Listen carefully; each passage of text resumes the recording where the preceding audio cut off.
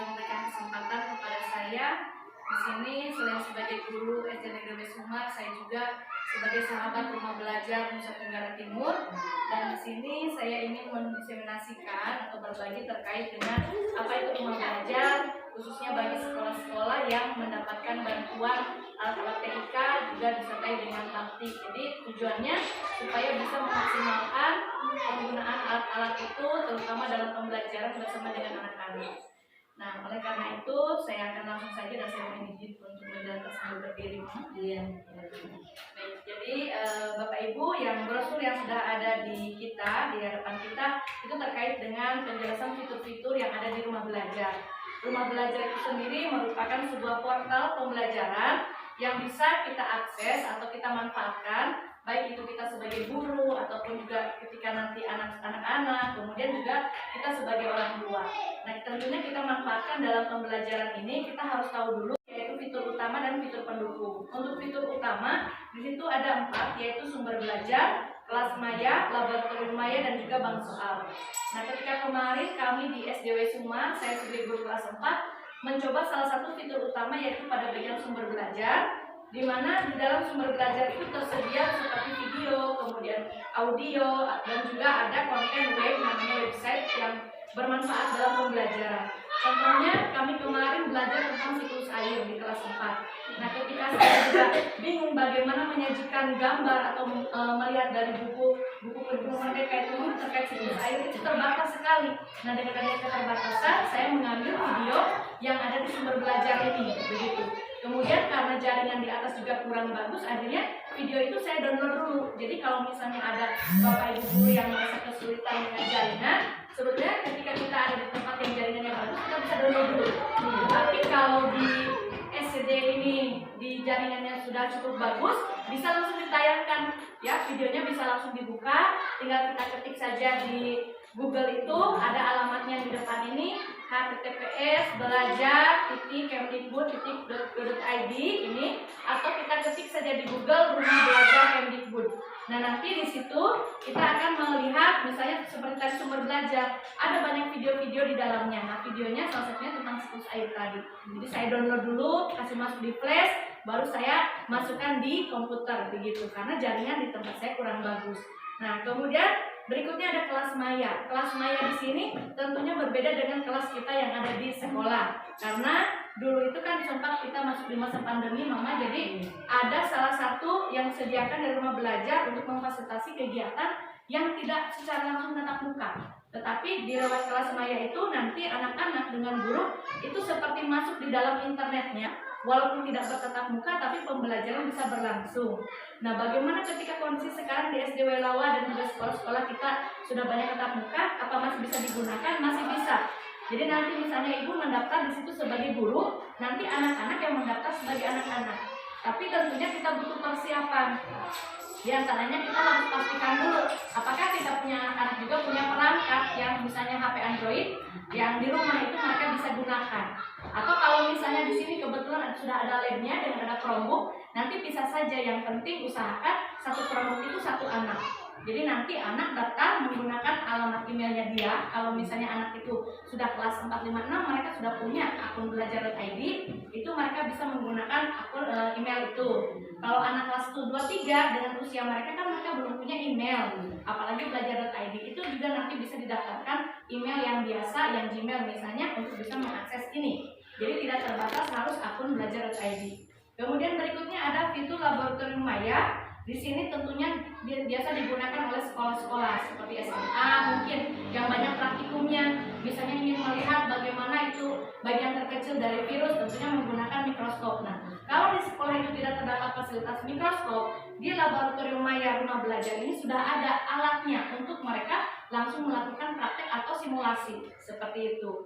Nah, kalau kita di SD memang masih terbatas untuk laboratorium maya ini, karena biasanya praktikum di SD itu hanya dengan menggunakan alat-alat yang ada di sekitar saja, atau bahkan barang-barang bekas biasanya seperti itu. Tapi ketika butuh alat-alat yang kompleks, misalnya untuk mengukur suhu atau mikroskop atau teleskop, misalnya periskop, maka itu biasanya di jenjang SMA atau SMP dan mereka bisa menggunakan ini laboratorium maya. Berikutnya bank soal. Nah, ini bank soal. Bank soal nanti tujuannya tujuannya ketika nanti bulan Desember kita akan mengadakan penilaian akhir semester, kalau kita butuh referensi soal-soal, kita bisa melihat dari ini, bank soal. Ya, dari bank soal. Nah, jadi di bank soal itu ada soal-soal latihan, kemudian juga untuk ujian atau ulangan. Tinggal kita pilih nanti mata pelajarannya apa, kelas berapa. Nanti di situ ada, ya, pilih-pilihannya. Kemudian berikutnya untuk fitur pendukung itu ada 8. Diantaranya yang pertama di sini ada peta budaya. Nah, biasanya di dalam pelajaran-pelajaran PS atau PKM kita butuh sekali referensi terkait dengan budaya. Nah, jadi di rumah belajar sudah ada fitur terkait dengan peta budaya. Memang untuk provinsi NTT itu belum ada sih di situ, tetapi untuk daerah-daerah lain itu sudah tersedia. Nah, kenapa kok NTT belum ada sendiri? Karena ternyata guru-guru juga atau orang-orang yang ada di wilayah itu yang mengembangkan konten ini. Nah, ini menjadi PR bagi kita. Ya, siapa tahu nanti ke depan ketika kita sekarang sudah sosialisasi rumah belajar kali pertama, berikutnya mungkin dari dinas atau dari sekolah sendiri ada keinginan untuk membuat konten terkait dengan rumah belajar, kita bisa itu. Misalnya apa sih yang budaya yang Sumba Tengah itu, misalnya ada Puncak Kadongeran ya, kemudian juga ada lagi yang lain-lainnya. Nah, itu kan kita yang tahu, bukan orang Jakarta, bukan orang Flores yang tahu, tapi kita yang ada di Sumba Tengah. Maka kita nanti bagaimana caranya memasukkan konten yang kita buat itu ke dalam rumah belajar, sehingga nanti bisa diakses bukan hanya oleh Sumba Tengah, bahkan oleh semua di seluruh daerah Indonesia ini, begitu. Kemudian ada BSE. Nah, kalau misalnya sekolah sekarang melaksanakan kurikulum merdeka, sekali lagi tadi seperti saya katakan, kita pasti butuh sekali bahan-bahan referensi untuk menunjang pembelajaran. Nah, BSE di sini juga menyediakan buku-buku sekolah elektronik. Itu bukan hanya untuk SD saja, tetapi bahkan dari jenjang TK sampai jenjang SMA SMK. Jadi yang SD juga lengkap. Kalau misalnya kita hanya menggunakan buku tema saja yang ada di sekolah, nah kita butuh referensi, tinggal klik saja buku sekolah elektronik, pilih kelas berapa, mata pelajaran apa, tinggal download seperti itu. Kemudian ada wahana jelajah angkasa. Kalau di SD ini biasanya kelas 6. Ya, kelas 6 itu ada pelajaran IPA yang kamu kata ya, cuma planet kelas 5 dan kelas 6. Ya. Jadi ini bisa merupakan alat simulasi untuk bagaimana mereka nanti digambar planet itu bisa seperti dijungkir balik begitu. Kemudian mereka bisa melihat luar angkasa itu ada yang namanya teleskop. Tapi bukan teleskop dalam bentuk yang terpisah. Semuanya itu tampilnya dari website. Jadi nanti ketika di Chromebooknya sudah terhubung internet, pokoknya sudah masuk di Google itu, tinggal masuk di alamat rumah belajar tadi yang belajar.kemdikbud.id-nya, kemudian klik fitur pendukungnya yaitu wahana jelajah angkasa. Nanti di situ ada petunjuknya bagaimana kalau kita ingin melihat luar angkasa ini menggunakan teleskop ini. Jadi memang sangat mudah, hanya tinggal klik saja seperti itu, kita bisa mendapatkan apa yang tadi saya jelaskan semuanya. Kemudian berikutnya ada karya bahasa dan sastra. Biasanya di sekolah itu ada pembiasaan literasi 15 menit begitu. Nah, ini bisa saja kalau misalnya juga ada Infokus, nanti bisa ditayangkan bacaan-bacaan berupa cerita rakyat, puisi, ya, pokoknya bahan-bahan terkait literasinya. Tinggal diklik, itu judulnya adalah karya bahasa dan sastra. Berikutnya ada pengembangan keprofesian berkelanjutan. Jadi seperti saya misalnya yang saya ikuti saat ini adalah kegiatan pembelajaran berbasis TIK sudah sampai level 4 memang. Setiap level itu saya mendapatkan satu sertifikat. Jadi sebetulnya di rumah belajar ini untuk guru ada kesempatan guru untuk belajar, untuk mengikuti pelatihan. Juga bukan langsung, saya belum bisa nih bicara belum mahir TIK-nya bagaimana. Nanti setiap level itu dia berbeda-beda tingkat kompetensinya. Misalnya level 1 belum ada yang harus dipraktikkan.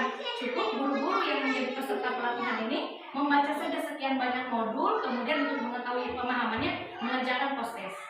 Kemudian nanti kalau lulus di post-test yang level 1 tadi, masuk lagi dan itu dapat sertifikat secara nasional dari kementerian. Berarti itu bisa digunakan untuk naik pangkat begitu. Kemudian yang berikutnya level 2. Level 2 itu juga nanti ada penugasan membuat video pembelajaran. Tinggal kita syuting saja video kita mengajar di kelas, kirim lagi, kalau kita lolos lagi masuk level 3. Nah, level 3 semakin meningkat lagi kompetensinya. Diminta untuk menggunakan alat-alat TIK ini. Misalnya untuk membuat media pembelajaran seperti itu. Kemudian nanti level 4 seperti yang saya lakukan sekarang, tinggal membagikan saja. Membagikan kepada teman-teman melalui kegiatan KKG atau kegiatan webinar baik yang online maupun yang offline atau tatap muka seperti ini. Jadi seperti itu. Nah, jadi guru punya kesempatan mengembangkan keprofesiannya dengan cara mengikuti kegiatan pelatihan. Berikutnya ada fitur blok pena. Blok pena di sini kita bisa menulis atau membuat artikel.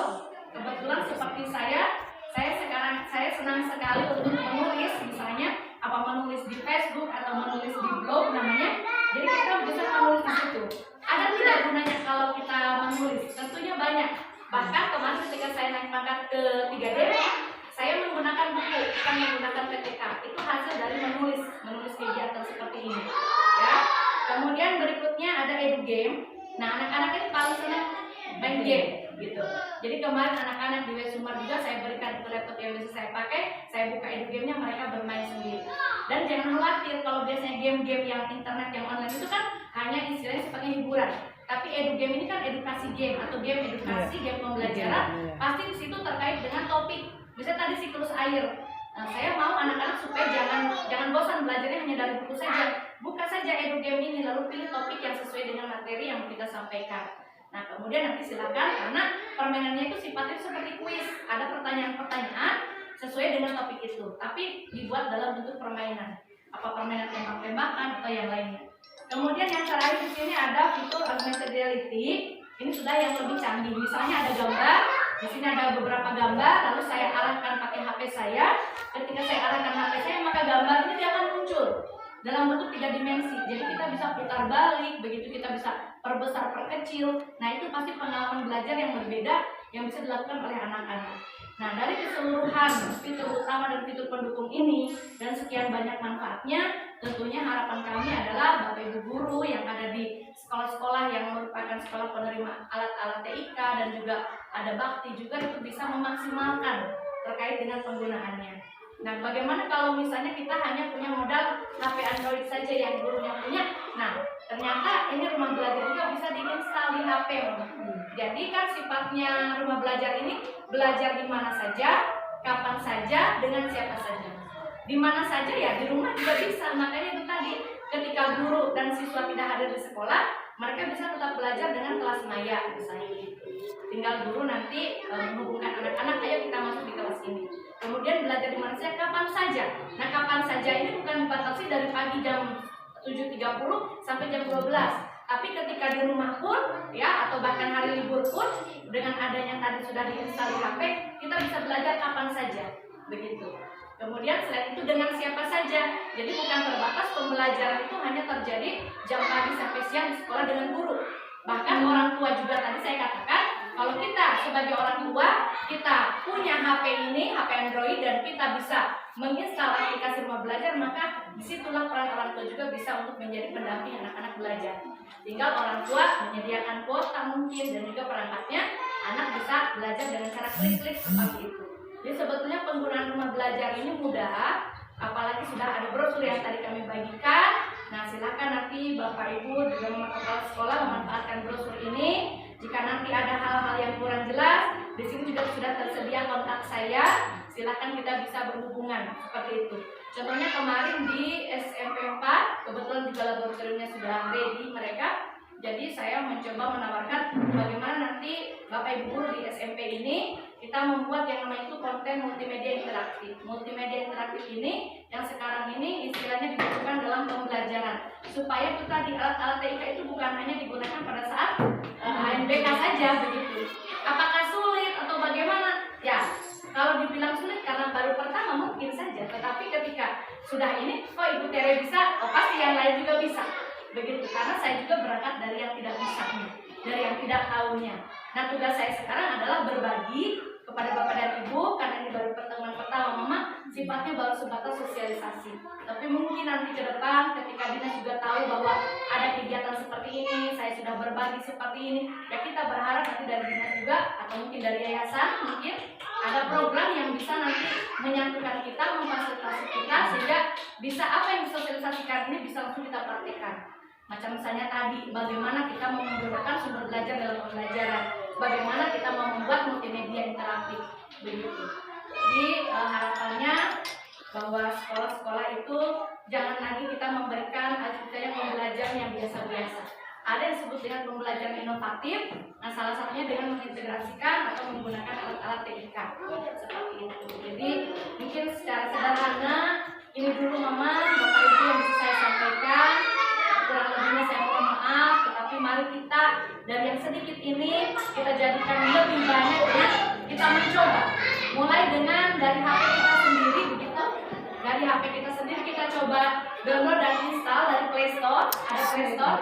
Dan dari Play Store kita tinggal ketik saja Rumah Belajar begitu. Nanti tinggal kita install di HP kita.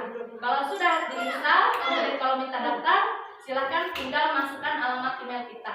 Mau alamat email belajar.id boleh, mau alamat email biasa juga boleh. Nah, selanjutnya tinggal klik setiap menu seperti itu saja. Oke, baik. Jadi seperti itu Mama. Terima kasih banyak untuk kesempatannya. Karena itu saya kembalikan. Baik, terima kasih kepada Ibu Terry yang sudah mensosialisasikan tentang belajar. Ya, kami di sini merasa syukur dan terima kasih.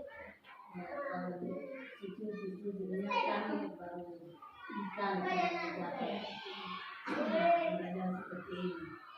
Ya, mungkin harapan kami bagi teman-teman yang mengikuti secara langsung apa yang disampaikan Ibu Terry tadi, mari kita mencoba pelan-pelan. Tentunya yang kalau saya di sini ya sudah banyak dulu yang sudah mengoperasikan nanti Ibu, dan tinggal saja kita mau mencoba begitu ya. Mencoba mungkin hari itu kalau ada waktu kan itu ada kalah tuh baru ada kendala gitu kan, bisa saja. Terus yang pertanyaan saya, kalau ini kan bukan kalau kita pas ada jaringan, nah kita buka langsung klik dia bisa ini kita akses dan macam ada yang sudah bisa tapi yang mudah kan ada kalau misalnya kelas 5 6 kalau mau pakai barang ya fokus kan ada layar kan ada kita coba semungkin anak itu dia sedikit cerita Mama. Tahun 2019 kami di Weibo itu kan sebelumnya 2017 kami terbantu 25 unit laptop di sekolah rujukan. 2019 ya, ketika saya masuk di rumah belajar 2019 itu ya begitu saya dipanggil lagi ke Kupang dan situ dapat lagi laptop 4 ditambah dengan ada Infokus 1, kemudian ada beberapa modem dan lainnya. Itu karena kita mensosialisasikan terkait dengan rumah belajar. Begitu. Memang sih bukan tujuan utamanya kita mau dapat apa-apa, tetapi ketika kita berbagi adalah mungkin yang akhirnya orang lain jadi tahu. Oh iya, kadang-kadang seperti teman-teman juga nanti ayo dong berbagi dengan kami. Oh iya, boleh teman-teman mau ingin tahu tentang apa. Ya kegiatan yang Buter kita lihat banyak sekali di media sosial, misalnya inilah itulah. Jadi saya bilang tapi itu kan semua juga hasil mencari. Jadi sekarang kami yang sedang mencari itu kami coba bagikan. Yang mungkin dibagikannya sedikit-sedikit ya, tidak bisa langsung banyak karena kita terbatas waktu yang tadi saya bilang ke Mama tuh. Kecuali kalau kita KKG seharian, ya tentunya kita bisa langsung praktek segala macam.